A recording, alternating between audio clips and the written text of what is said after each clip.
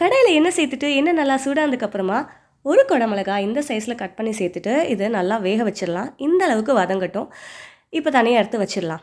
இதே எண்ணெயிலேயே கடுகு, சீரகம், சோம்பு இதெல்லாம் சேர்த்து பொரிஞ்சதுக்கப்புறம் 400 கிராம் அளவுக்கு உருளைக்கிழங்கும் கருவேப்பிலையும் சேர்த்துருக்கேன். இதை நல்லா மிக்ஸ் பண்ணிவிட்டு ஒரு மூடி போட்டு 10லேருந்து 15 நிமிஷம் வேக வைக்கணும். இப்போ பாருங்கள் ஓரளவு வெந்திருக்கு.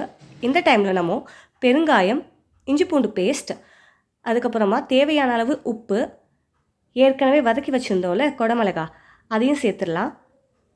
இப்போ அடுத்ததாக மஞ்சத்தூள், மிளகாத்தூள், மல்லித்தூள், சிக்கன் மசாலா இதெல்லாம் சேர்த்துட்டு நல்லா மிக்ஸ் பண்ணிவிட்டு ஒரு மூடி போட்டு 10 நிமிஷம் வச்சிடலாம். அப்போ தான் மசாலாவோட பச்சை வாசனையெல்லாம் போகும்.